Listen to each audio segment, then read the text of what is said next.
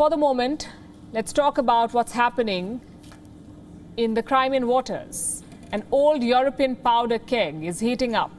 Two Cold War adversaries, one volatile stretch of sea, and two contrasting versions of what unfolded.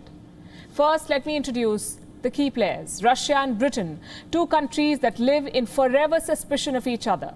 On Wednesday, they were locked in a standoff. Why? Because a British warship sailed near Crimean waters. You can see it on this map here. This is sensitive territory for Russia. They annexed the Crimean Peninsula in 2014. It immediately backfired. Russia was booted from the G8 and Western sanctions followed. So for Russia, Crimea is sovereign territory.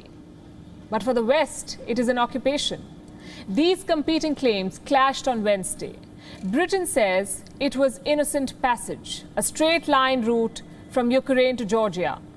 But for Russia, it was a blatant provocation. We have pieced together the events leading up to the Black Sea standoff. Right from the warship's arrival in Ukraine, take a look at this.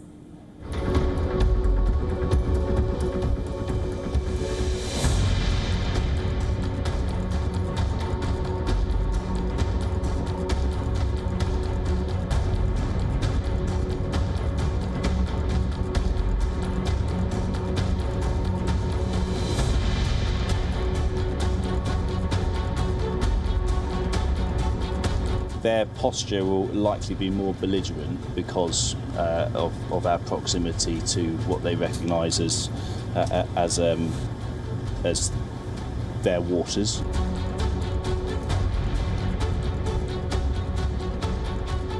So we're straight into the thick of it. We're going to action stations now, just to bring us up to a higher state of readiness.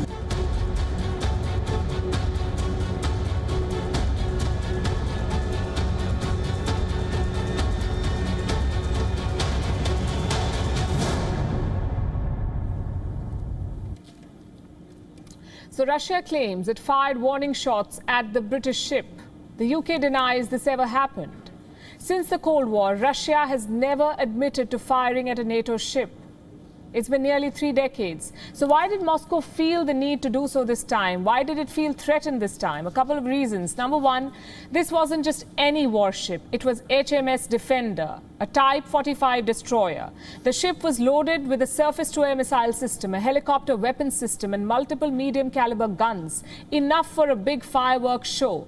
The Defender is part of the Carrier Strike Force, the same one that will soon reach the South China Sea.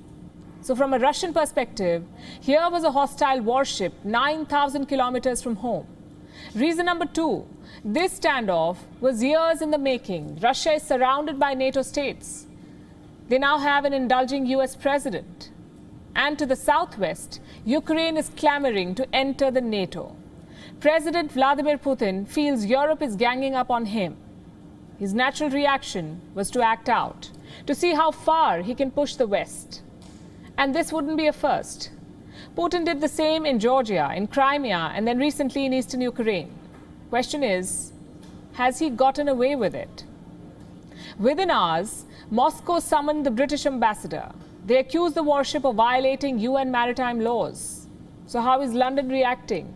They're surprisingly docile, trying to downplay the episode. They say no warning shots were fired, and as for the Russian jets tailing them, it is apparently common practice. Listen to this. I don't think there were warning shots. There was a gunnery exercise that was taking place, and it's not uncommon for the Russians to do this in this area, and therefore the incident's not particularly abnormal in that sense. Not abnormal, he says. Animosity to Russia, though, is a Churchillian trait. Every British government inherits it. And in recent years, bilateral ties have collapsed.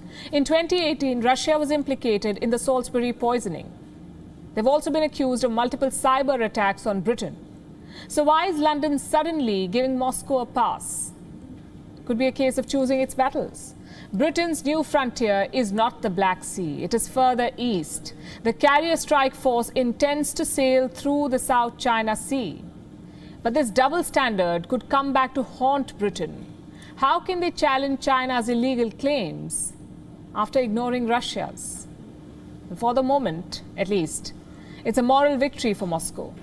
They've dropped bombs around a British warship, and London's reaction was, don't overreact. Vladimir Putin has displayed his appetite for conflict. It's a waiting game to see if Europe is ready.